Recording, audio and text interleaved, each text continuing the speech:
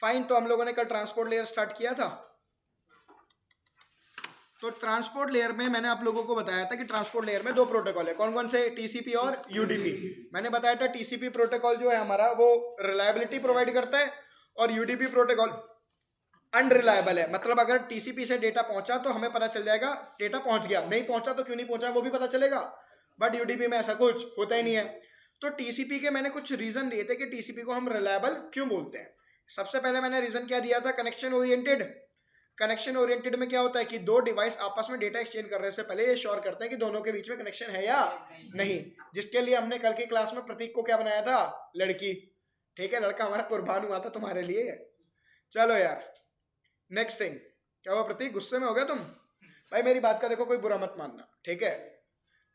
तुम लोग जिसको बुरा लगे तो यार बस ये समझ लेना यार, ऐसे 1000 लोग लेक्चर देते हैं तो मैंने भी दे दिया, पूरी इस बात की सैलरी मिलनी थी, अब कर लो यार, ठीक है। बाकी यार देखो भाई लोगों, इसलिए मैंने ऐसा कह दिया। चलो यार आ जाओ। Connection oriented. नेक्स्ट रीजन क्या, नेक्स्ट क्या था, सीक्वेंसिंग। कि टीसीपी प्रोटोकॉल में क्या परफॉर्म होती है, सीक्वेंसिंग। सीक्वेंसिंग का मैंने एक इंट्रोडक्शन भी दिया था लास्ट क्लास में। क्या इंट्रोडक्शन दिया था, कोई बताएगा? तुम ही बताओ भाई। हाँ भाई, आप आए नहीं थे। हाँ, 3 वे हैंडशेक तो कनेक्शन ओरिएंटेड में था, मैं सीक्वेंसिंग की बात कर रहा हूँ। पोर्ट साइज गलत है, MTU size. Port size MTU size, MTU size है ना टेक्निकल टर्म। तो पोर्ट साइज क्या, पोर्ट इतना चौड़ा है इतना पतला है कितनी कैपेसिटी है तुम्हारी, कितना एमटीयू साइज है तुम्हारा? हाँ, आ जाओ आ जाओ। देखो यार हम ये कहते हैं कि हर एक राउटर के, हर एक पीसी के, हर एक डिवाइस का जो पोर्ट होता है उसका एक अपना क्या होता है, MTU size, maximum transmission unit. कि एक बार में इतना ही डेटा मैक्सिमम सेंड हो सकता है, रिसीव हो सकता है। हमने एग्जांपल में लिया था ये क्लासरूम, इस क्लासरूम का ये एमटीयू साइज है, एक बार में 2 मैक्सिमम बंदे बाहर जा सकते हैं, 2 बंदे अंदर आ सकते हैं, हाँ या ना? ठीक है। अब इस पीसी का एमटीयू साइज हो गया 1500 बाइट, स्विच के स्पोर्ट का हो गया 1000, यहाँ पे क्या हो गया 1000, यहाँ पे कितना ले ले 800, यहाँ पे 200, यहाँ पे 200 ले लेते हैं, और 200 भी नहीं तो लोग कोई दिक्कत नहीं है, यहाँ पे 1000 ले लेते हैं। फिर से हमारा क्या है, हमारे तो घर की खेती है, 1500। लेकिन मैं बता देता हूँ बाय डिफॉल्ट जो आपके सिस्को के डिवाइसेस होते हैं उनका एमटीयू साइज होता है 1500 बाइट्स। कितना? 1500 बाइट्स। अब मान लो ये जो PC1 है इसने एक ट्रैफिक जनरेट करा जिसमें डेटा का साइज क्या था, 1000 बाइट। तो पीसी तो आपका सेंड कर देगा स्विच को, स्विच आगे सेंड करेगा राउटर को, राउटर ड्रॉप कर देगा। क्यों? क्योंकि एमटीयू साइज ही बड़ा है, एमटीयू साइज छोटा है, एमटीयू साइज छोटा है, डेटा का साइज बड़ा है। सबको ये चीज क्लियर है? ठीक है। तो यार ऐसे केस में ना, इस सिचुएशन में हमारा ना जो सिस्को के डिवाइसेस हैं, अगेन मैं स्टेटमेंट बता रहा हूँ, हमारे जो सिस्को के डिवाइसेस हैं वो एक चीज परफॉर्म करते हैं जिसको हम बोलते हैं मिनिमम एमटीयू पाथ डिस्कवरी, जो कि आप अपने आगे सीसीआई वगैरह में पढ़ते हो, उससे पहले डिस्कशन नहीं होगा। मिनिमम एमटीयू पाथ डिस्कवरी मतलब आपके डिवाइसेस ये श्योर करते हैं कि सोर्स से डेस्टिनेशन तक अगर मैं ट्रैफिक फॉरवर्ड करूं तो मिनिमम एमटीयू साइज क्या पड़ेगा। फाइन। तो अभी के लिए तुम्हें कुछ एमटीयू पाथ डिस्कवरी का कुछ नहीं जानना, बस अभी के लिए तुम इतना जान के रखो कि यहां से कोई सिग्नल गया, वहां से कोई सिग्नल आ गया, बात खत्म। तो आपके इस पीसी को पता चल गया कि जो मिनिमम एमटीयू साइज है वो कितना है, 200, हाँ या ना? अब आपका राउटर क्या करेगा, इस एक डेटा के पैकेट को वो छोटे छोटे किसमें डिवाइड कर देगा, छोटे छोटे सेगमेंट्स में। ठीक है, 200 बाइट के कितने पैकेट जनरेट हो जाएंगे, 5। अब अगर इन पैकेट्स को मैं भेज दूं, पहला पैकेट जाएगा, कहीं पे कोई ड्रॉप होगा? नहीं होगा। अब सुनना, जब इस डिवाइस के पास ये पैकेट आएंगे, 5 पैकेट आएंगे ना 200 बाइट के, देखो यहां पे क्या हुआ, आपके एक डेटा था, इस एक डेटा को छोटे छोटे फ्रेगमेंट में डिवाइड कर दिया गया। इसी को हम बोल देते हैं फ्रेगमेंटेशन। कि मतलब एक पैकेट को जब छोटे छोटे पैकेट में आप डिवाइड कर दो तो क्या हो गया, फ्रेगमेंटेशन। लेकिन जब आपके डेस्टिनेशन डिवाइस के पास ये ट्रैफिक आएगा तो उस ट्रैफिक को क्या करेगा, डी फ्रेगमेंट, मतलब सारे डेटा को जोड़ेगा, तभी तो अपने यूजर को दिखाएगा कि नहीं। अब डी फ्रेगमेंट करने के लिए आप आपके राउटर को कैसे पता चला कि ये पहला पैकेट है या दूसरा या तीसरा, हाँ या ना? तो होता क्या है, इसके लिए आपका राउटर जब पैकेट को फ्रेगमेंट कर देता है तो सीक्वेंस नंबर लगा देता है। अब मान लो ये जो डेटा जो है वो रैंडम ऑर्डर में आया, पहला आ गया था मान लो 1, फिर दूसरा आ गया 3, फिर अगला कौन सा आ गया 4, फिर आ गया 5, फिर आ गया 2। तो अब आपका सीक्वेंस नंबर देख के आपका जो डेस्टिनेशन डिवाइस है क्या वो ट्रैफिक को रीअरेंज नहीं कर सकता? कर सकता है, और डीफ्रेगमेंट करके ट्रैफिक किसको दिखा देगा? डेटा को। इसका एक और फायदा है, मान लो अगर मैं कहता हूं पैकेट नंबर 3 ड्रॉप हो गया होता नेटवर्क में ऐसी भी तो पॉसिबिलिटी ना आपका डेटा ड्रॉप हो जाए, ठीक है? तो आपका पैकेट नंबर 3 ड्रॉप हो गया तो आपका राउटर को पता चल जाएगा ना भाई 1 है मेरे पास, और मेरे पास 2 भी है, 4 भी है, लेकिन 3 कहाँ गया? तो वो फिर से इससे बोलेगा भाई मेरे को 3 वाला दोबारा से भेजो, तो भेज देगा। बात समझ में आ गई? सीक्वेंसिंग सबको क्लियर? ठीक है।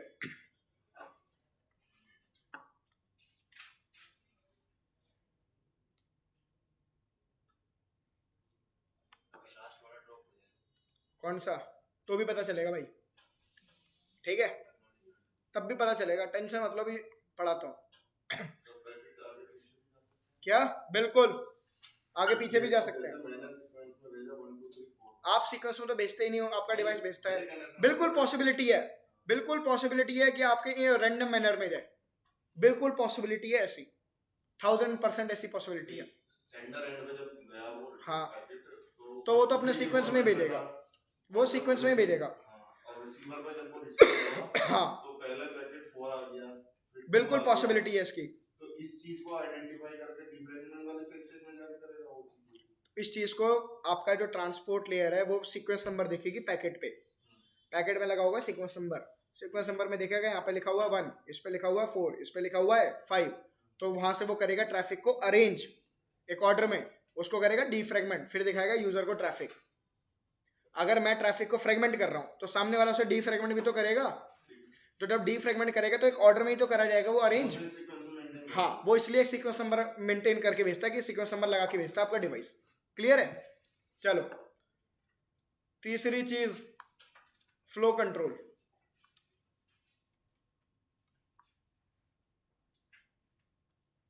ठीक है, फ्लो कंट्रोल क्या होता है यार? एक टेक्निकल टर्म होता है बफर स्पेस। किसको पता है बफर स्पेस के बारे में?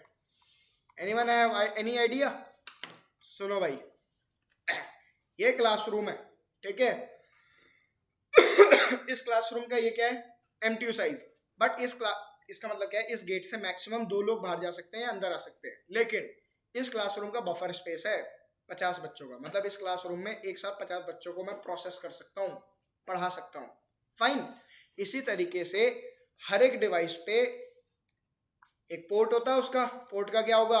MTU size. लेकिन हर एक डिवाइस का अपना क्या होता है? एक बफर स्पेस। बफर स्पेस एक वो जगह है जहां पे आपका डिवाइस डिसीजन मेकिंग करता है कि इस डेटा के साथ करना क्या है, मुझे ड्रॉप करना है, मुझे इसको अपनी हार्ड ड्राइव में स्टोर करना है, या मुझे आगे किसी डिवाइस को फॉरवर्ड करना है। फॉर एन एग्जांपल, आप लोगों के कान आपके एमटीयू साइज है।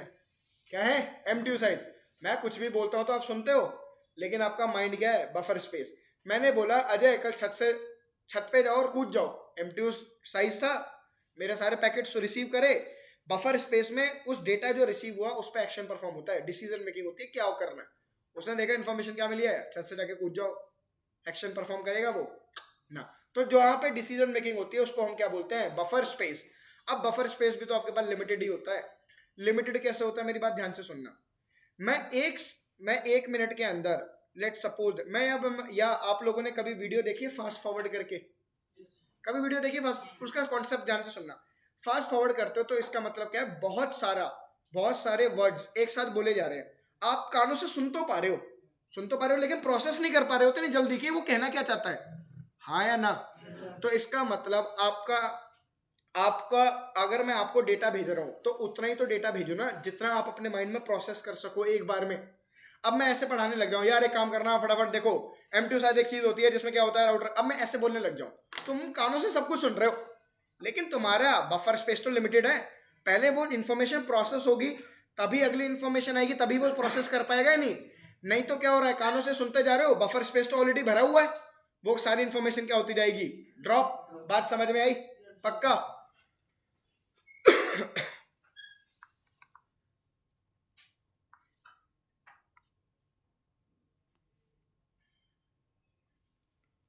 तो ये हो गया मेरा पीसी, ये एक हो गया मेरा पीसी। फाइन, पीसी 2, ये हो गया पीसी 1। मैं यहाँ पे मान के चलता हूँ कि PC1 ने एक डेटा जनरेट करा था और उस डेटा को फ्रेगमेंट कर दिया, ठीक है। तो टोटल कितने पैकेट बना दिए एक डेटा के? 10, ठीक है। 6 7 8 9 10। अब मैं कैसे पता लगाऊं कि सामने वाले का बफर स्पेस कितना है, कि मतलब एक बार में मैं उसे कितना डेटा भेजूं कि जितना वो प्रोसेस कर पाए, और ताकि मैं अगली बार जब डेटा भेजूंगा तब उतने भेजूंगा क्योंकि मुझे पता है प्रोसेस कर पाएगा। बात समझ में आ रही है? देखो मुझे पता है कि आप लोग, मैं अगर एक बार में 4 वर्ड बोलूंगा तो आपका माइंड प्रोसेस कर सकता है, ठीक है।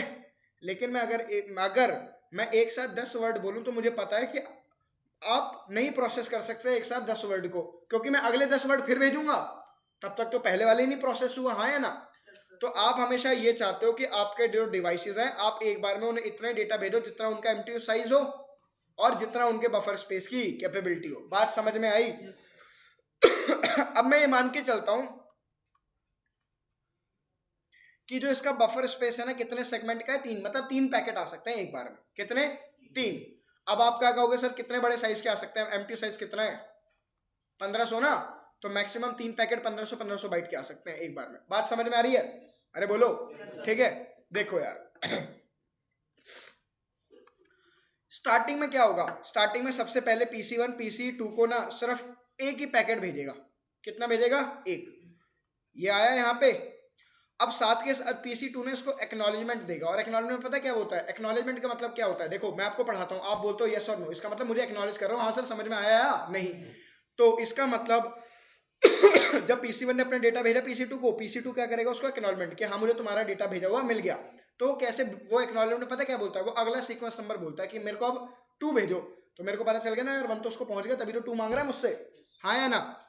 अब इतनी देर में क्या होगा? 1 वाला जो पैकेट है उसको वो क्या कर देगा? प्रोसेस। बफर स्पेस फिर से क्या हो गया? खाली। अब PC1 कहेगा यार मैंने अभी इसको एक पैकेट भेजा, लगता है मैं ट्राई करता हूँ 2 पैकेट भेजने की। तो वो क्या भेजेगा? 2 और 3 पैकेट। अब एक साथ 2 पैकेट भेज दिए, सीक्वेंस नंबर 2 और 3 वाले। 2 कहाँ आया? यहाँ पे। 3 कहाँ आया? यहाँ पे। आपका PC2 एक्नॉलेजमेंट में क्या भेजेगा? 4 और 5। कहेगा भेज दो मुझे 4 और 5। और इतनी देर में आपका जो PC2 है उसका बफर स्पेस खाली हो जाएगा, प्रोसेस कर चुका होगा उस डेटा को। अब PC1 कहेगा यार इसका बफर स्पेस मुझे लगता है और बड़ा है। अब वो भेजेगा 4 5 6। 4 कहाँ आया? यहाँ पे। 5 कहाँ आया? यहाँ पे। 6 कहाँ आया? यहाँ पे। वो इसको एक्नॉलेजमेंट में क्या बोलेगा? 7 8 9 दे दो मुझे। तब तक तो ये भी प्रोसेस हो गया, बफर स्पेस फिर से खाली। अब वो कहेगा यार मेरे को लग रहा है इसका बफर स्पेस और बड़ा है। 7 8 9 10। 7वां आया, 8वां आया, 9वां आया, 10वां ड्रॉप। अब जब ये एक्नॉलेजमेंट देगा तो एक्नॉलेजमेंट क्या बोलेगा? मेरे को 10 11 12 भेजो, हाँ है ना। अब आपका PC1 कहेगा 10 क्यों मांग रहे हैं? 10 तो मैंने ऑलरेडी भेज चुका हूँ, इसका मतलब इसका बफर स्पेस सिर्फ 3 पैकेट का है। तो एक बार में मैं उसे 3 ही पैकेट भेजूंगा ताकि वो प्रोसेस कर पाए, ताकि नेक्स्ट टाइम जब मैं 3 पैकेट भेजूं बफर स्पेस उसका क्या हो? खाली। क्लियर है भाई? बाय डिफॉल्ट सिस्को के जो राउटर होता है उसका बफर स्पेस होता है 4128। कितना? ठीक है, बाइट्स।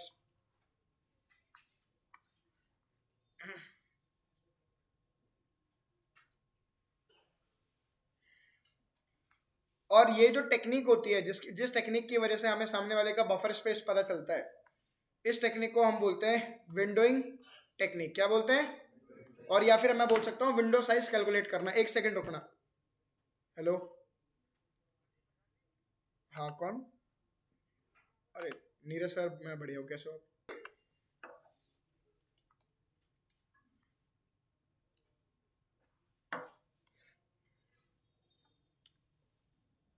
तो हमने 3 रीजन पढ़ लिए, कनेक्शन ओरिएंटेड, सीक्वेंसिंग और फ्लो कंट्रोल। चौथा रीजन क्या था? एक्नॉलेजमेंट, कि जब भी डेटा फॉरवर्ड होगा तो सामने वाला डिवाइस एक्नॉलेजमेंट देता ही देता है। क्लियर है?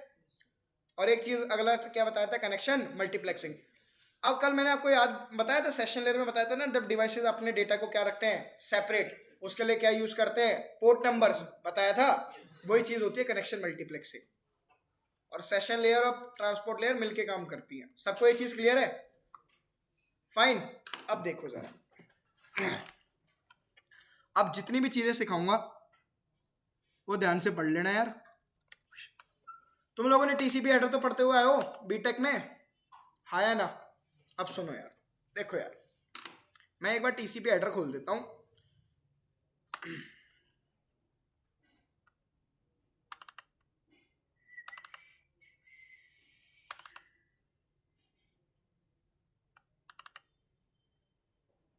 टीसीपी हेडर, क्या हुआ अजय, पीछे क्या देख रहे हो? ठीक हो? नींद आ रही है? कोई पीछे है भी नहीं यार ऐसे सुंदर, बाकी बैच में लड़के हैं, चलो समझ में आता है। कहाँ गया यार ओपन विद का ऑप्शन? ये तो रहा यार इन। तो आप लोग अपनी विजिबिलिटी के हिसाब से बता देना भाई, विजिबल है आप सबको ये? चलो मुबारक हो यार। मुबारक हो तुमको, तो शादी तुम्हारी। देखो अब आप कहोगे सर आपने टीसीपी पढ़ाते पढ़ाते टीसीपी हेडर क्यों खोल दिया? ध्यान से सुनना सारी चीजें यार। सुनो, हमें पता है हमारी सबसे ऊपर कौन सी लेयर है? एप्लीकेशन, फिर ट्रांसपोर्ट। सुनो, क्योंकि ऊपर की 3 लेयर से हमारा कोई लेना देना नहीं है, हम हमेशा ऊपर की 3 लेयर से जब भी ट्रैफिक आएगा तो हम उसको क्या चिल्लाते हैं हमेशा कि ये तो भाई डेटा है। क्या है? डेटा।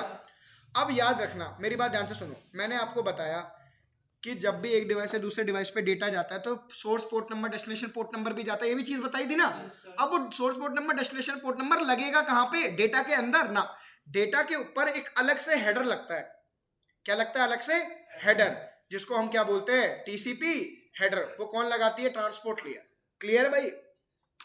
तुम इस चीज को ऐसे समझो, तुम किसी को चिट्ठी भेजते थे तो चिट्ठी एक लेटर होता था, लेटर पे लिखा होता था मेरी प्यारी फूल कुमारी तुमको हम मिस कर रहे हैं, लेकिन उसको एक एनवलप में रखते थे बंद करके, उस पे लिखा होता था टू फ्रॉम, हाँ या ना?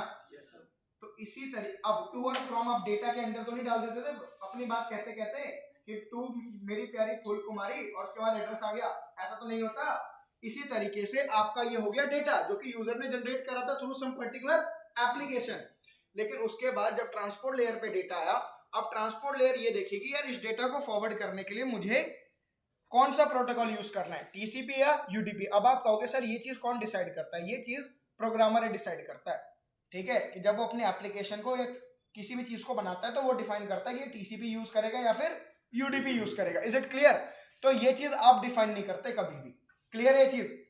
फॉर एन एग्जाम्पल एचटीटीपीएस पढ़ा था हम लोगों ने। एचटीटीपीएस किस लिए यूज होता है? वेब सर्फिंग के लिए। एचटीटीपीएस मतलब गूगल क्रोम पे जब आप सर्च करते हो facebook.com तो एक डेटा ही तो हुआ वो। जब वो डेटा नीचे ट्रांसपोर्ट लेयर पे आता है तो डेटा के ऊपर एक अलग से टीसीपी हेडर लगता है। क्यों? क्योंकि एचटीटीपीएस का ट्रैफिक फॉरवर्ड करने के लिए टीसीपी यूज होता है। बात समझ में आई? सबको क्लियर है ये चीज? दोस्त क्या हो गया तुम्हें? लेक्चर के बाद से तुम एक अलग से जोन में चले गए। Is everything fine? मेरी किसी बात से नाराज हो? चलो यार,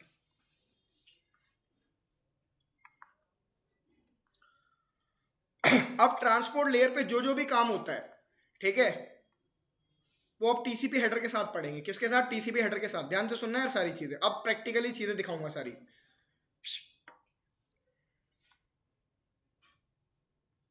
सबसे पहले एक चीज देखो यार, मुझे एक बात बताओ कि अगर मेरा एक डेटा है उसका अपना कुछ साइज होगा या नहीं होगा? अब मैं उसके ऊपर अलग से टीसीपी हेडर और लगा दूं तो उस टीसीपी हेडर का भी तो कुछ साइज होगा या नहीं? देखो ये आपका टीसीपी हेडर है, टीसीपी हेडर के अंदर देख रहे हो तुम कितना सारा कंटेंट है। तो ये कंटेंट जब डालोगे टीसीपी हेडर के अंदर तो टीसीपी हेडर का भी तो साइज इंक्रीज होगा या नहीं? तो अब बात ये आती है टीसीपी हेडर का साइज होता कितना है? कितना होता है भाई टीसीपी हेडर का साइज? अब आगे पूछने का वक्त।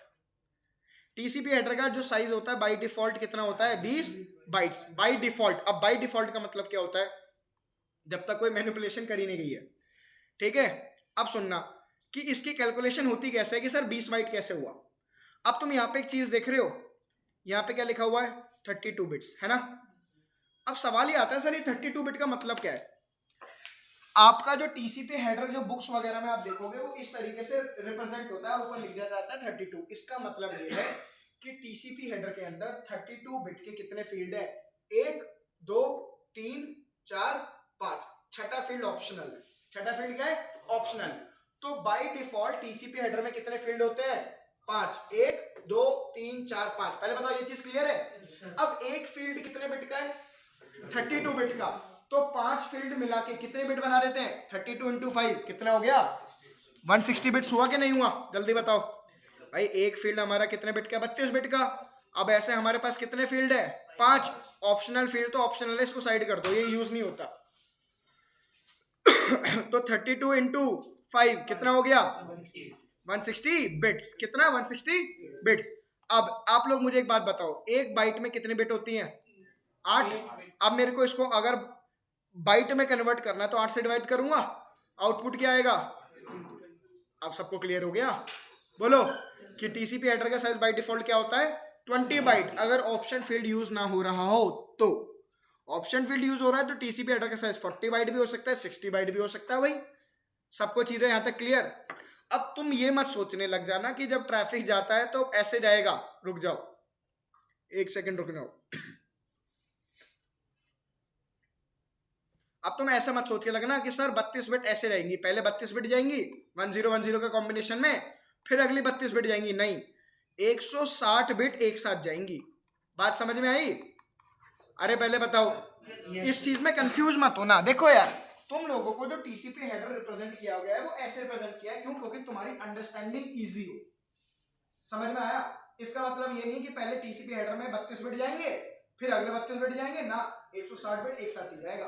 ठीक है, लेकिन ये तो बस इस तरीके से डिजाइन किया हुआ है ताकि तुम्हारी एक अंडरस्टैंडिंग बने, बस चीजों को समझने की। इसके अलावा इसके पीछे और कोई लॉजिक नहीं है। तो गलती से भी मत सोचना कि 32 बिट करके 5 बार ट्रैफिक जाएगा टीसीपी हेडर करना, जाएगा तो एक साथ ही। अगर तुम 32 बिट के 5 ट्रैफिक अलग अलग भेजते हो तो फ्रेगमेंटेशन हो गई। फ्रेगमेंटेशन थोड़ी करानी है हमने। क्या सबको चीजें क्लियर है? पक्का? अब देखो, प्रैक्टिकली दिखाता हूं सारी चीजें। कल आपकी क्लास आप लोगों को टेलनेट कराया था। टेलनेट किस लिए यूज होता है अब्दुल? रिमोटली एक्सेस करने के लिए किसी भी डिवाइस को। टेलनेट है कौन सी लेयर का प्रोटोकॉल है? एप्लीकेशन लेयर का। लेकिन जब टेलनेट का डेटा ट्रांसपोर्ट लेयर पे आता है तो ट्रांसपोर्ट लेयर पे वो कौन सा प्रोटोकॉल यूज करता है? टीसीपी, डेटा को फॉरवर्ड करने के लिए। तो अगर मैं किसी टेलनेट के डेटा को ओपन करके देखूं तो उसमें टीसीपी हेडर दिखेगा या नहीं? दिखेगा। चलो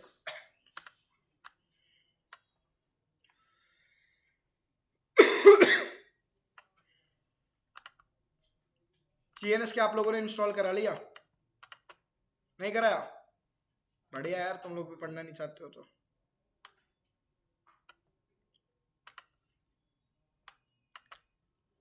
R1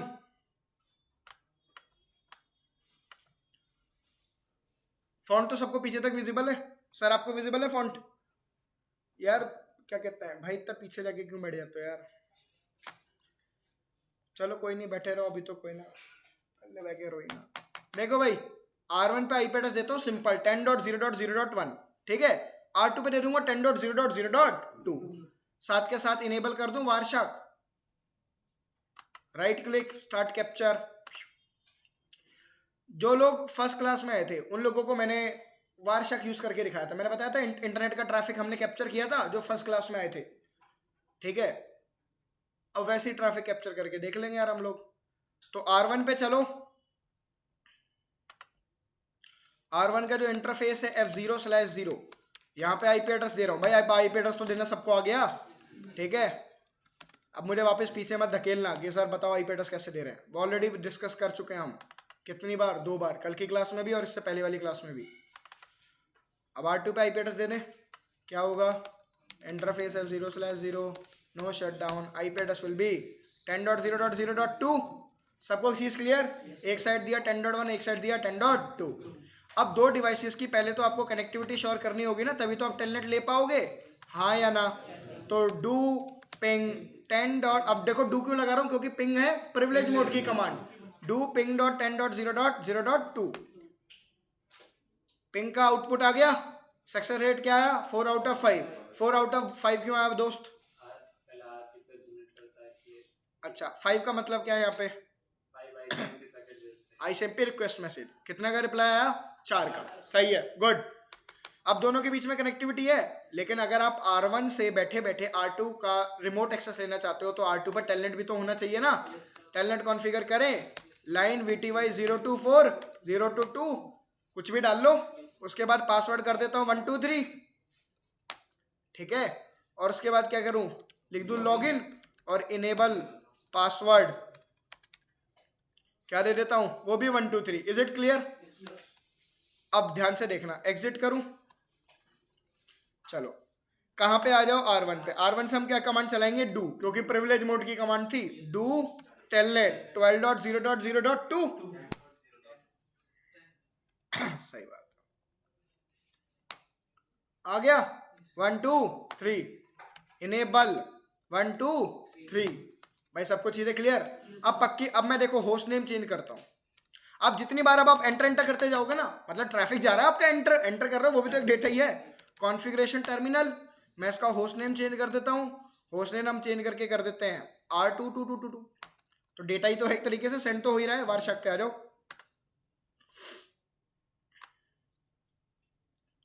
अब जो हमने अभी तक जितना पढ़ा, सारी चीजें होंगी रिलेट, और रिलेट करना काम है हमारा। ये देखो आप लोगों को मैंने ये बोला था कि जब भी दो डिवाइसेस के बीच में डेटा एक्सचेंज होगा थ्रू टीसीपी प्रोटोकॉल, तो पहले 3-वे हैंडशेक प्रोसेस होगा, हाँ या ना? 10.1 ने 10.2 को क्या भेजा, सिंक्रोनाइज। उसने वहां से 10.2 ने 10.1 को क्या भेजा, सिंक्रोनाइज एक्नॉलेजमेंट, और इसने क्या भेजा, एक्नॉलेजमेंट। 3-वे हैंडशेक हुआ, सही है? बात क्लियर है यहां तक? आ जाओ। अब सवाल मेरा ये आता है, सर एक सिंक्रोनाइज मैसेज के अंदर होता क्या है? ठीक है, ओपन करें, इस पे क्लिक करो, डबल क्लिक कर दो। अब ये हम एक पैकेट ओपन करके देख रहे हैं तो आप यहां पे देख रहे हो ट्रांसमिशन कंट्रोल प्रोटोकॉल लिखा हुआ है, ये क्या आपका टीसीपी हेडर। तो एक्चुअल में सिंक्रोनाइज मैसेज के अंदर क्या जा रहा है, एक टीसीपी हेडर जा रहा है। क्या जा रहा है? एक। सबको ये चीज क्लियर? अब टीसीपी हेडर के अंदर ये जो इंफॉर्मेशन आ रही है, ठीक है, रुक जाओ जरा, अभी तुम्हें दिखाता हूं। कहां गया वो हमारा पेंट?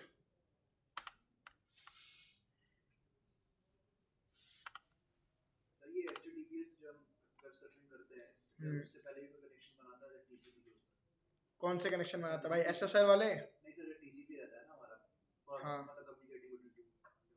हाँ, कौन सा कनेक्शन बनाता है? मतलब मैं ये कह रहा हूं कि जैसे अगर मुझे डेटा वहां से मंगवाना है के डेटा सेंटर से, तो उसके बीच में कम्युनिकेशन बनेगा, ये जैसे टीसीपी वाला रहता है। किसके बीच में? डेटा सेंटर और अपने डिवाइस के बीच में। आपके और उसके बीच के डिवाइस के बीच में? यार इस बीच में ना बहुत सारी चीजें होंगी, बहुत सारे डिवाइसेस इन्वॉल्व होते हैं, वहाँ पे चीज़ें थोड़ा सा और कॉम्प्लेक्स है, उनकी अभी हम बात नहीं करेंगे। आप कह रहे हो कि सर फेसबुक के डेटा सेंटर, अब बात समझो, फेसबुक के डेटा सेंटर पहुंचने तक आपका ट्रैफिक कितने डिवाइसेस के बीच में से जाएगा? आप पहले ये तो सोचो कि कितने डिवाइसेस के बीच में से जा रहा है वो ट्रैफिक, ठीक है? तो यार बहुत सारी चीज़ें हैं जो कि तुम अभी स्टेज पे हम बात नहीं कर सकते। इधर आ जाओ।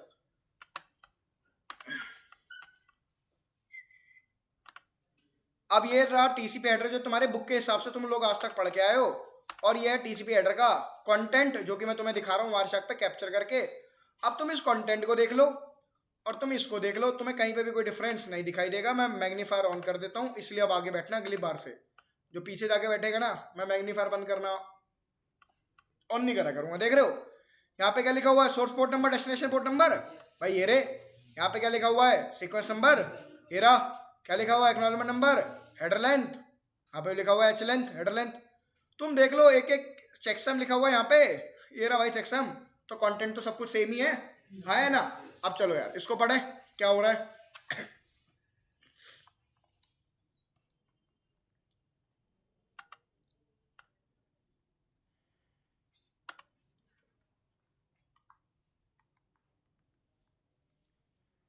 देखो भाई और बहनों, तो ये हो गया मेरा डिवाइस R1, ये हो गया मेरा डिवाइस R2।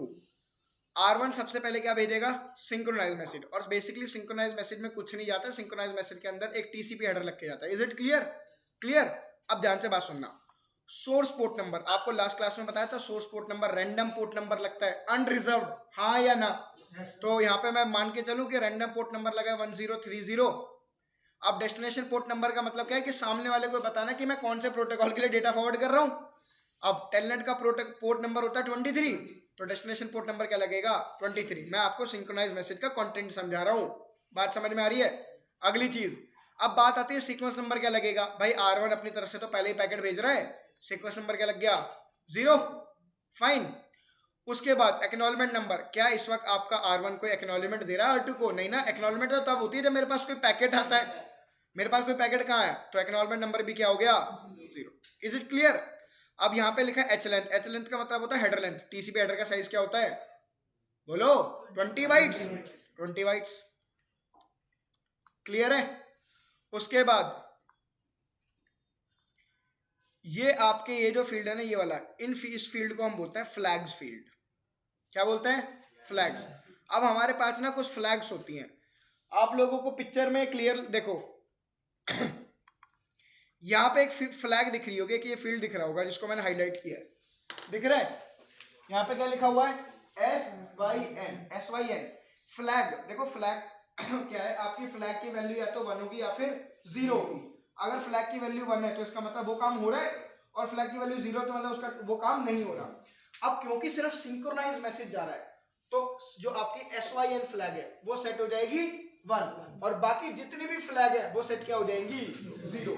बात समझ में आई? सर फ्लैग से पता चलता है कि क्या काम हो रहा है और क्या नहीं हो रहा, ठीक है? फ्लैग का मतलब क्या है कि क्या काम हो रहा है क्या नहीं हो रहा। आपकी एक फ्लैग है SYN फ्लैग का मतलब है जब भी सिंक्रोनाइज मैसेज जा रहा होगा तो SYN फ्लैग सेट क्या हो जाएगी 1, तो बाकी फ्लैग क्या सेट हो जाएंगी 0, क्योंकि मैं इस वक्त सिंक्रोनाइज मैसेज तो भेज रहा हूं, तो SYN फ्लैग क्या होगी सेट सिंक्रोनाइज मैसेज में। क्या सबको ये चीज क्लियर है? पक्का? तो हमारी SYN फ्लैग क्या हो जाएगी सेट 1, बाकी क्या होगी 0। अब विंडो साइज, भाई विंडो साइज कैलकुलेट होता है कि नहीं, अभी बताया था ना बफर स्पेस, तो R1 इसको अपना बफर स्पेस बताएगा, R2 इसको अपना बफर स्पेस बताएगा, तो विंडो साइज में R1 इसको अपना बफर स्पेस बताएगा कि मेरा बफर स्पेस कितना है, क्लियर? उसके बाद ये आपका फील्ड है चेकसम। चेकसम किस लिए रन होता है ध्यान से सुन लो यार, जब भी एक डिवाइस यूजर के डेटा के ऊपर टीसीपी हेडर लगाता है तो टीसीपी हेडर लगाने से पहले, ठीक है, वो उस पर ना एक एल्गोरिदम रन करता है, मान लो MD5 एल्गोरिदम रन करी, कौन सी MD5, और MD5 एल्गोरिदम का ना जो भी आउटपुट आएगा, मान लो आउटपुट आ गया 0x01A, अब ये आउटपुट ना लिख दिया जाएगा कहाँ पे चेकसम वाले फील्ड में। Is it clear?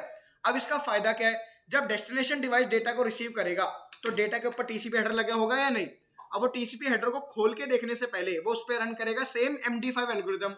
अब वो उस अपना आउटपुट देखेगा, मान लो डेस्टिनेशन डिवाइस का आउटपुट आया 0x01B, अब आपका डेस्टिनेशन डिवाइस देखेगा कि टीसीपी हेडर के अंदर वैल्यू क्या आई है 0x01A, वो कहेगा यार चेकसम की वैल्यू अलग है ना, तो इसका मतलब जो टीसीपी हेडर के अंदर के कंटेंट है वो बदल चुके हैं।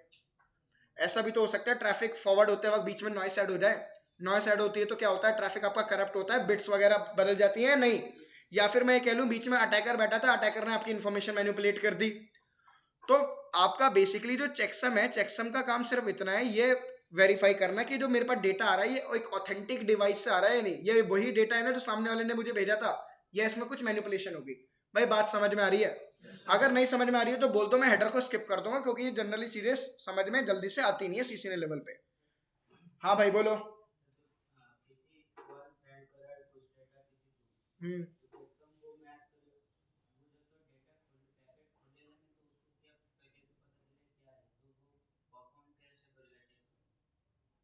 पैकेट खोल के नहीं देखा जाता चेकसम करने के लिए, तो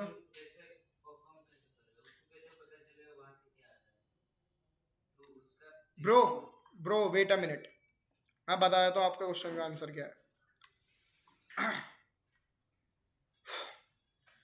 160 बिट का कॉम्बिनेशन है 101010101010101010 जो भी है, जो भी इंफॉर्मेशन जा रही है 160 बिट है ऐसी, फाइन।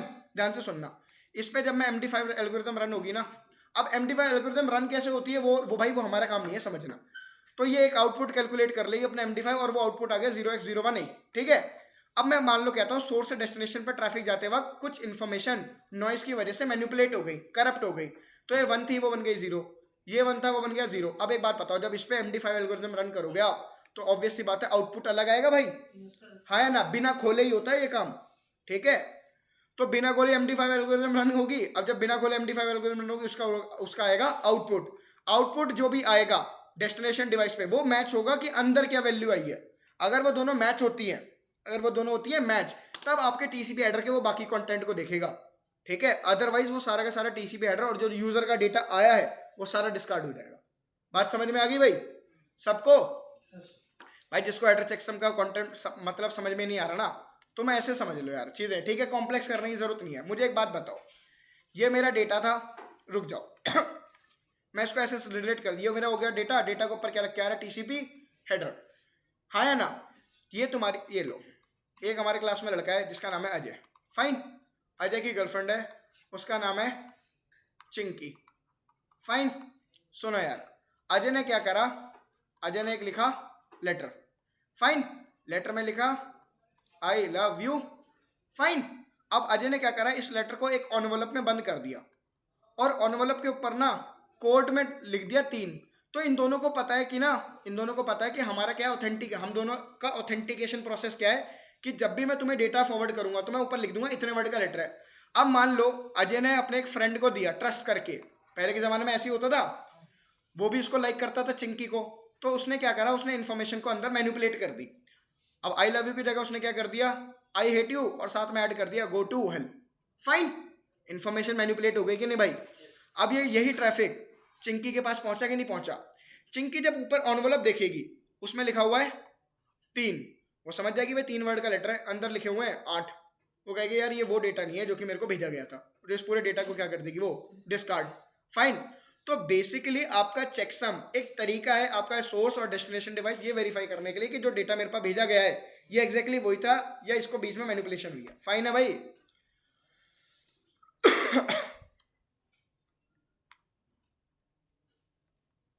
अब ये देख लो 3 वे हैंडशेक प्रोसेस। डेटा जब मिसमैच हो गया तो ये चीज तो चलो आइडेंटिफाई हो गई कि मेरे लिए 3 वर्ड आए थे, लेकिन जो मुझे मिले हैं वो 8 मिले, हाँ ठीक है, ये चीज उसने आइडेंटिफाई तो कर ली, बिल्कुल, लेकिन जो बीच में मीडिएटर था हाँ उसने इंफॉर्मेशन तो 8 की कर दी, हाँ, तो उसने चेंज नहीं करा, नहीं, हाँ एक स्पेसिफिक कोड सेंडर ने उसको ये जनरेट करके लिफाफे पे दे दिया कि बिल्कुल, 3 डिजिट का मैंने आपको कुछ भेजा, ठीक है सर, ये चीज उसको भी पता है कि मेरे लिए कुछ है, ठीक है सर, जब वो एक्चुअल वहां उसके पास पहुंचा पैकेट, तो उस पैकेट में डेटा था 8 का, और उसको पता था कि 3 का है, हाँ बिल्कुल, ये चीज वो दोनों आइडेंटिफाई कर चुके हैं, सेंडर और रिसीवर, सेंडर और रिसीवर ने रिसीवर, सॉरी रिसीवर, जी सर, लेकिन बीच में जो मीडिएटर है वो तो ऑलरेडी इंफॉर्मेशन चेंज कर चुका है। तो आपका वो जब इंफॉर्मेशन अगर चेंज हो चुकी है, हाँ, तो आपके डेस्टिनेशन को पता चल चुका है कि ये वो इंफॉर्मेशन नहीं है जो मुझे भेजी गई थी, क्योंकि मेरी इंफॉर्मेशन तो 3 वर्ड की थी, हाँ, ठीक है, तो वो डिस्कार्ड कर देगा, वो एक्सेप्ट नहीं करेगा ट्रैफिक को, वो तीन वर्ड तो एक्सेप्ट करेगा, कुछ ही नहीं, पूरा ट्रैफिक। अब सर उसको थोड़ी पता चलेगा कौन से 3 वर्ड, आई हेट यू के आई लव यू के, तो वो पूरा पैकेट ड्रॉप हो जाएगा तुरंत, यूजर को डेटा नहीं दिखाया जाएगा फिर वो, क्लियर है? इतना ही वेरीफाई होगा, हाँ 3 और 8, हाँ, अगर आपका चेकसम मैच मिसमैच होता है तो आपका डेस्टिनेशन डिवाइस उस पूरे ट्रैफिक को ड्रॉप कर देगा इमीडिएटली, बात खत्म, और कुछ नहीं होगा उसमें, ठीक है? अब तुम यहाँ पे देख लो यार, कौन गया बाहर उठ के, अजय, इधर देखो, ये सबसे पहला सिंक्रोनाइज मैसेज था, अब इसका कंटेंट दिखा रहा हूं, देख लो,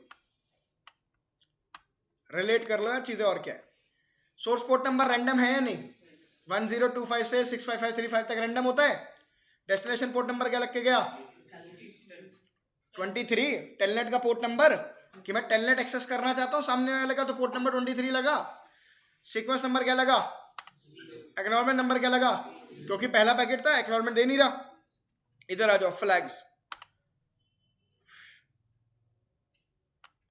कौन सी फ्लैग सेट है, तो इसका मतलब कौन सा मैसेज जा रहा है, सिंक्रोनाइज, क्लियर है? अब तुम कहोगे सर उसको कैसे पता चला कि इसमें यूजर का डेटा नहीं है, भाई अब जब यूजर का डेटा जाता है तो पुश फ्लैग 1 सेट हो जाती है, भाई काम करने के तरीके हैं, ठीक है? उसके बाद यहाँ पे हेडर लेंथ लिखा हुआ है, हेडर लेंथ का मतलब टीसीपी हेडर का साइज कितना है, मैंने आपको कितना बताया था, 20 बाइट, अगर ऑप्शन फील्ड यूज ना हो रहा हो तो, लेकिन ऑप्शन फील्ड भी तो यूज हो गया 4 बाइट का, और मैक्सिमम सेगमेंट साइज यहाँ पे कैलकुलेट हुआ है कि नहीं, जिसको आप क्या बोलते हो, एमटीयू, हाँ या ना? तो देख लो यार, एमटीयू भी कैलकुलेट हुआ, और ये देख लो विंडो साइज 4128 हुआ कि नहीं, अरे बोलो पक्का? सिंक्रोनाइज मैसेज क्लियर है टीसीपी हेडर का, बता दो भाई क्लियर है नहीं, ठीक है? अगली चीज,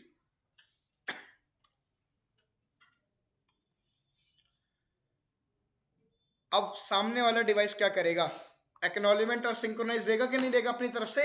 रुक जाओ, इसको समझाने के लिए फिर से हमें ओपन करना पड़ेगा इसको।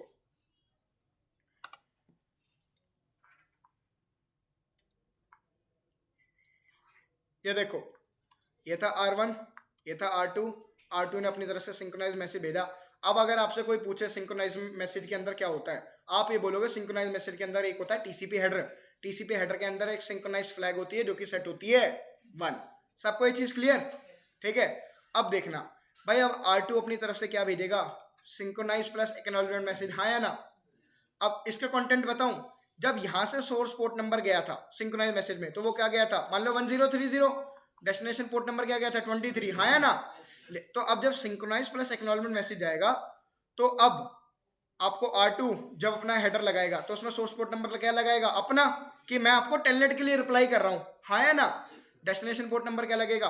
1030, सीक्वेंस नंबर क्या लगाएगा? 0, क्योंकि वो इसका पहला पैकेट है। किसका? R2 का, हाँ या ना?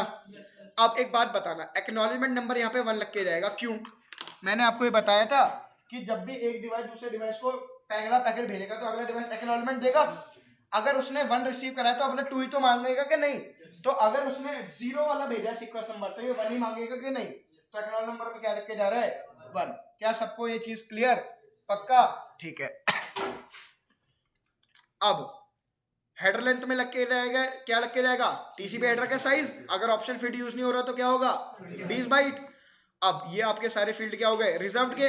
अब एक बात बताओ, रिजर्व में ये आपके जो फ्लैग है इसमें कौन कौन सी यूज होगी? एक तो सिंक्रोनाइज फ्लैग, क्योंकि सिंक्रोनाइज कर रहा है वो, और साथ के साथ यहाँ पे एक फ्लैग और दिख रही है एसी के, एक्नॉलेजमेंट, कि भाई मैं एक्नॉलेजमेंट भी तो दे रहा हूँ। अब पहले सिर्फ मैं सिंक्रोनाइज मैसेज भेज रहा था, अब मैं एक्नॉलेजमेंट भी दे रहा हूँ, तो दोनों फ्लैग सेट हो जाएंगी 1-1, बाकी क्या सेट हो जाएंगी? सबको ये चीज क्लियर? ठीक है, विंडो साइज भी जाएगा, चेकसम भी जाएगा, फाइन। अर्जेंट पॉइंटर को हम स्किप कर रहे हैं, ये अभी तुम्हारे समझने की चीज नहीं है, ठीक है ना? पहले बताओ ये कंटेंट समझ में आ गया सिंक्रोनाइज प्लस एक्नॉलेजमेंट का? तो देख लो, सेकंड पैकेट ओपन करूंगा मैं, यही है second packet synchronise plus acknowledgement वाला। इस पर एक बार क्लिक करो, डबल क्लिक करो, सोर्स पोर्ट नंबर क्या है? डेस्टिनेशन, जो वहां से लग के आया था रैंडम सीक्वेंस नंबर क्योंकि मेरा पहला है। एक्नॉलेजमेंट नंबर 1, कि मेरे को तुम अगला सीक्वेंस नंबर 1 से पैकेट भेज सकते हो। हेडर लेंथ 24 बाइट, तो इसका वाला ऑप्शन फील्ड यूज हुआ है, ठीक है। फ्लैग में आ जाओ, कौन कौन से फ्लैग सेट है? और एक्नॉलेजमेंट, 2 फ्लैग सेट है, क्लियर है भाई? फिर वही विंडो साइज, एमटीयू साइज, ये सब चीजें साइज साइड कर दूं। अब एक्नॉलेजमेंट फ्लैग को भी साथ के लगे हाथ देख लूं, ये देखना एक्नॉलेजमेंट में क्या गया। अब क्योंकि यहाँ पे सिर्फ एक्नॉलेजमेंट जा रही है, क्या सिंक्रोनाइज जा रहा है? तो सिंक्रोनाइज फ्लैग सेट होगी, देख लो यार। क्या आपकी इस केस में एक्नॉलेजमेंट फ्लैग सेट हो रही? एक्नॉलेजमेंट फ्लैग ही सेट है, क्या सिंक्रोनाइज यहाँ पे सेट है? नहीं ना। अब सोर्स पोर्ट नंबर क्या जाएगा? वही रैंडम, डेस्टिनेशन पोर्ट नंबर 23, क्योंकि अब हर बार वही तो यूज होगा। हेडर लेंथ यहाँ पे क्या आ रही है? 20 बाइट्स। सीक्वेंस नंबर क्या आ रहा है? 1, कि मैं अब अपना दूसरा पैकेट भेज रहा हूँ। क्या सबको चीजें क्लियर है? अटेंडेंस हो जाएगी, इधर ही ध्यान दे लो, कहीं नहीं जाएंगे सर लोग। सर ले लो अटेंडेंस। अब्दुल, अजय कुमार, अमित कुमार, जयेश, पढ़ लेते हैं।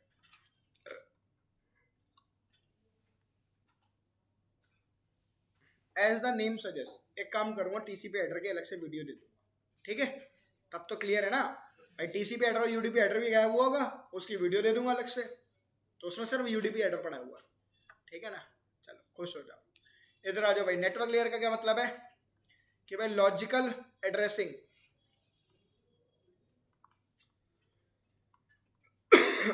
Happens at this layer. इस लेयर पे लॉजिकल एड्रेसिंग होती है। लॉजिकल एड्रेसिंग का मतलब क्या हो गया? हम किसकी बात कर रहे हैं? आईपी एड्रेसेस की। Is it clear? इस लेयर पे कौन सा डिवाइस काम करता है? राउटर, सबको पता है ना? अब मैं आप लोगों को पढ़ाऊंगा आईपी हेडर। आईपी हेडर कौन सी लेयर पे जुड़ेगा? नेटवर्क लेयर पे। तो नेटवर्क लेयर पे जितना भी काम होगा सारा समझ में आ जाएगा, देख लो यार।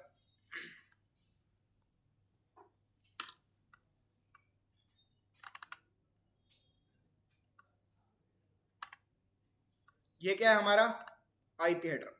अब आईपी हेडर पे जितना भी काम होगा ना, सारा देख लेना तुम लोग। अगेन आईपी हेडर को आप ध्यान से देखोगे तो 32 बिट में तो रिप्रेजेंट किया हुआ है, 0 से 31 32 हो गया कि नहीं हो गया? तो इसका मतलब आईपी हेडर के में 32 बिट के कितने फील्ड है? 1 2 3 4 5। ऑप्शन और पैडिंग यूज नहीं होता बाय डिफॉल्ट।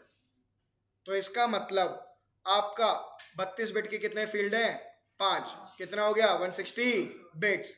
और इसको बाइनरी में बाइट्स में कन्वर्ट करने के लिए 8 से डिवाइड करो तो कितना आ गया? तो आपका आईपी हेडर का साइज कितना होता है? 20 बाइट्स बाय डिफॉल्ट। अगर ऑप्शन फील्ड यूज होगा तो साइज इंक्रीज हो जाएगा भाई। क्लियर है?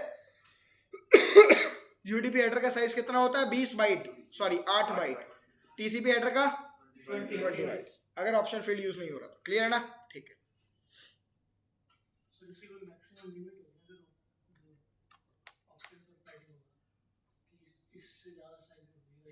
पैडिंग अभी यूज हो ही क्यों रहा है तुम्हें तो अभी वही नहीं पता कि पैडिंग फील्ड का मतलब क्या है। होता है भाई, बिल्कुल होता है। इधर आओ भाई। सबसे पहला फील्ड क्या है तुम्हारा आईपी हेडर में? IP version. कितने बिट का फील्ड है? कितने बिट का फील्ड है? 4 बिट का फील्ड है। अब आप कौन सा हेडर पढ़ रहे हो? आईपी हेडर वही तो पढ़ रहे हैं हम। तो हमारा हेडर किसका होगा ये? IPv4 का। अब ध्यान से सुनना, IPv4 हमारा जो होता है कितना बिट का होता है? रुक जाओ, तो मैं पहले आईपी हेडर का कंटेंट भी मैच करा देता हूँ, एक सेकंड।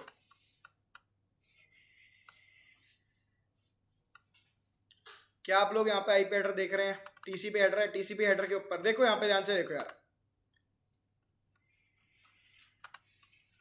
देख रहा है टीसीपी हेडर? टीसीपी हेडर कौन सी लेयर ने लगाया होगा? ट्रांसपोर्ट लेयर ने। और उसके बाद आईपी हेडर दिख रहा है ना, इंटरनेट प्रोटोकॉल वर्जन 4। ओपन करो तो ये किसके कंटेंट है? आईपी हेडर के। ये किसने लगाया था? नेटवर्क लेयर पे।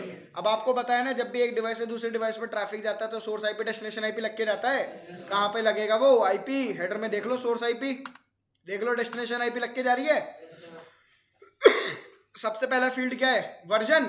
वर्जन में क्या लिखा हुआ है? 4। आप क्योंकि ये IPv4 का हेडर है। Is it clear? अब यहाँ पे 0100 क्यों लिखा हुआ है?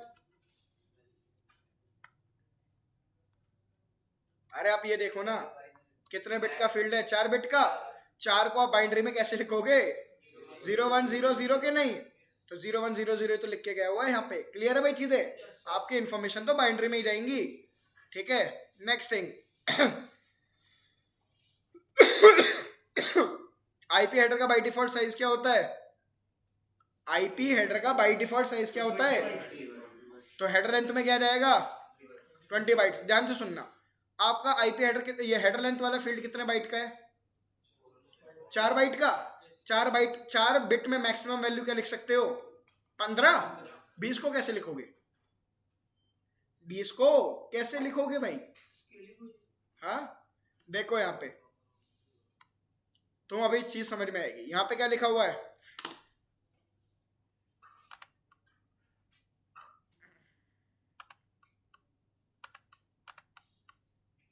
हेडर लेंथ क्या लिखी हुई है? 20 बाइट।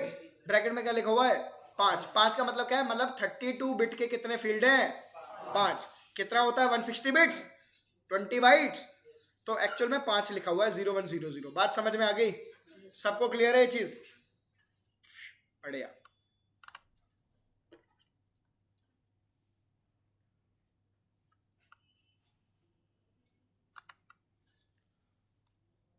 उसके बाद सोर्स आईपी एक फील्ड देख लो यार, टाइम कम है। सोर्स आईपी में क्या हो गया? 32 बिट का पूरा एक IP address. Destination IP address में 32 बिट का पूरा आईपी एड्रेस। बस इतना ही बहुत है आज के लिए तुम्हारे लिए। पैडिंग फील्ड बता देता हूँ, देखो यार, लगे याद। अब यार सुनो, आपका जो टीसीपी हेडर है वो 32 बिट के कितने फील्ड होते हैं? 5। आईपी हेडर में 5, यूडीपी हेडर में 32 बिट का। और मतलब क्या होता है? सिर्फ इतना रिप्रेजेंटेशन के लिए? ना भाई ना, एक मतलब और है भाई। इसका मतलब ये होता है कि आपका जो आईपी हेडर है या टीसीपी हेडर है या यूडीपी हेडर है, उनका जो साइज आएगा ना कैलकुलेट होके, वो 32 के मल्टीपल में ही होगा। That is mandatory, that is mandatory की साइज 32 के मल्टीपल में होगा। फॉर एन एग्जांपल मैं मान के चलता कि मेरी जो इन्फॉर्मेशन है वो मान लो कितने बिट की है, 187 बिट की। इस आईपी हेडर के अंदर टोटल इन्फॉर्मेशन कितने बिट की है, 187 की। या तुम इसको 187 मत मानो, तुम ऐसे मान लो कि हमारे आईपी हेडर में जो इन्फॉर्मेशन है वो है 156 बिट की। कितनी? अब मैंने बोला था 32 बिट का मल्टीपल होना चाहिए, 32 से डिवाइड करोगे हो जाएगा डिवाइड, हो जाएगा 156 डिवाइड? अरे बोलो, नहीं होगा ना। तो कभी भी एक आईपी हेडर या टीसीपी हेडर या यूडीपी हेडर अगर वो 32 के मल्टीपल में नहीं आता ना उसका साइज, तो वो कभी यूजर के डेटा के साथ लगता नहीं है। बात समझ में आई? तो इसका मतलब अगर कभी तुम्हारे डेटा का साइज, तुम्हारे हेडर का साइज 32 के मल्टीपल में नहीं है तो पैडिंग वाला फील्ड यूज हो जाता है। पैडिंग का मतलब है adding dummy bits to IP header. अब एक बात बताओ, जो चीज डमी होती है उसके कोई रेलेवेंस होती है लेकिन वजन तो बढ़ाती है वो। अरे हाँ है ना, हम क्या बोलते हैं, खोटा सिक्का कहीं नहीं चलता लेकिन जेब में भार तो बढ़ाता ही है। इसी तरीके से मेरे अगर मान लो 156 बिट आईपी हेडर की इन्फॉर्मेशन आ रही है लेकिन 32 के मल्टीपल में तो नहीं है, तो मैं इसमें 4 डमी बिट और ऐड कर दूं, कितना हो गया, 160 बिट हो गया कि नहीं? ये क्या 32 के मल्टीपल में नहीं आता? आता है कि नहीं आता? पैडिंग फील्ड इसलिए यूज होता है to add the dummy bits in the header to make it into the multiples of 32। Clear है चीज? चलो भाई बढ़िया, बस इतना ही बहुत था। कल की क्लास में देखेंगे हेडर को और